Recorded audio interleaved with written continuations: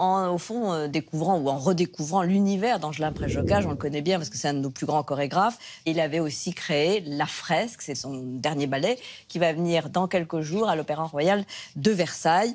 On vous le présente. Titi est là. On pousse, le relâche. C'est la dernière répétition, quelques minutes avant la première. Oui, alors Jean-Charles, dans le tour, là, ici, en fait, tu montes le dos trop tard. Et il y a un... Voilà. En fait, c'est que tu penses trop à tourner au lieu de penser que c'est ton dos qui te fait tourner. Le chorégraphe Angelin Preljocaj présente La Fresque, sa dernière création au Grand Théâtre d'Aix-en-Provence, et il est un peu tendu. Très. C'est la première, hein. C'est toujours pareil.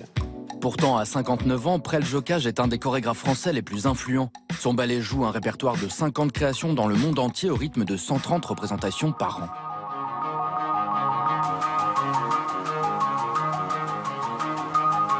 Pour La Fresque, il a adapté un conte chinois sur l'histoire d'un homme qui tombe amoureux d'une femme peinte sur un mur et se retrouve emporté dans le tableau. Cette idée de passer de l'autre côté du miroir, dans une autre dimension, je trouve que c'est assez drôle à une époque où il y a des tas de gens qui essayent d'attraper des animaux qui n'existent pas avec Pokémon Go. Donc pourquoi ne pas finalement rentrer à l'intérieur d'un tableau?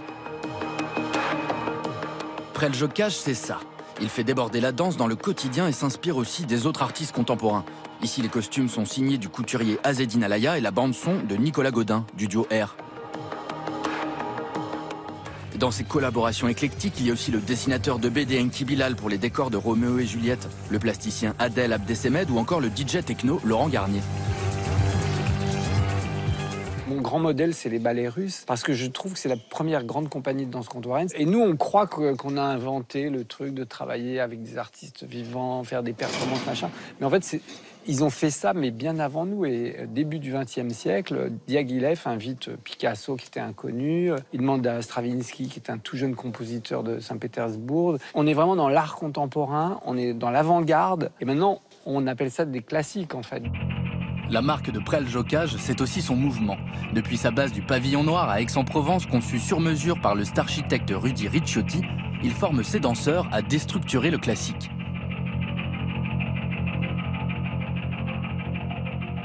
Un précepte hérité de son ex-prof, Merce Cunningham. Par exemple, il peut y avoir une sensation de nager un peu comme si on était par exemple parfois dans l'eau. Si on fait un certain mouvement de bras dans une piscine, c'est pas le même qu'être dans l'air. Mais du coup, c'est réussi à retranscrire ce genre de sensation.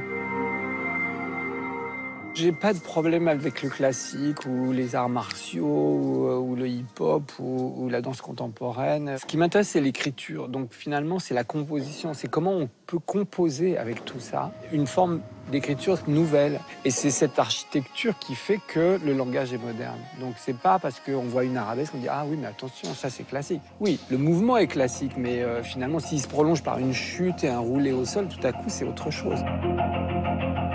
La touche Preljocaj, c'est aussi ce côté schizophrène, capable d'adapter des pièces très expérimentales comme Empty Moves sur des borborigmes de John Cage. Ou des classiques plus populaires comme Blanche-Neige. Et s'il fallait définir le style Preljocaj, ce serait sans doute l'idée de défendre une danse d'auteur, héritée de Dominique Baguet de la nouvelle danse française, mais sans jamais renier le plaisir visuel d'une danse très sensuelle et sensorielle. Toujours, j'ai cette idée de continuer à danser, c'est un peu bizarre de dire ça, de ne pas avoir peur de danser. Et c'est de trouver comment la danse peut être presque plausible, en fait, pour exprimer quelque chose d'actuel, de contemporain, de quotidien, qu'on oublie que c'est de la danse, mais qu'on soit pris par une forme et une écriture du corps qui génère une émotion.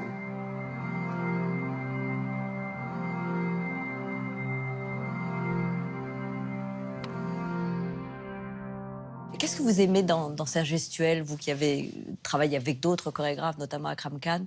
Qu'est-ce qui vous plaît? Ce qui me plaît, c'est qu'il est toujours surprenant et a un mouvement... moi, je suis toujours surprise par ce qui va se créer quand ça se déroule, quand la danse se déroule. Et il a aussi un rapport au corps qui lui laisse son poids, il lui laisse sa matière. C'est ce que vous dites dans le film, d'ailleurs, les appuis qu'on va chercher. Voilà, c'est ça. Oui, c'est ce que j'ai entendu sans arrêt pendant les répétitions. C'est important, oui. Mais je trouve que... j'ai appris avec lui, j'ai appris des choses sur le mouvement. C'est comme si je continuais un petit peu ce que j'avais commencé avec Akram. Dans ce film, vous êtes une chorégraphe. Le film raconte l'histoire d'une jeune danseuse russe qui est sur le point d'entrer au Bolchoï et puis qui va suivre au fond un jeune danseur français et s'émanciper au contact de chorégraphes contemporains. Est-ce que vous comprenez aujourd'hui qu'une artiste veuille se libérer de certaines choses, de certains carcans? C'est nécessaire. Tout ce qu'on a appris, toute l'éducation, à un moment donné, il faut pas s'en débarrasser, mais on doit muer vers un autre soi-même. C'est pour ça qu'il y a des danseurs qui vont voir des chorégraphes très différents, parce que ça permet en fait de se confronter à d'autres façons de voir le corps, de le vivre. Il y a ce magnifique documentaire, Mr. Gaga, là, oui, sur la danse israélienne, oui. sur et il raconte Narin justement et la ça, Batsheva, oui. où il était avec Graham, après il est parti, il est allé avec Béjar, il est parti, c'était toujours pas ça. Il n'a pas de formation classique. Il n'arrivait pas à trouver son lieu jusqu'au moment où il a compris que c'était lui, le créateur et le chorégraphe. Et ça, on comprend bien. Et ce film, en fait, c'est l'histoire à travers cette danseuse du Bolchoï, comment elle va essayer de s'extirper de ces mondes-là pour arriver à sa quintessence et à sa liberté de chorégraphe.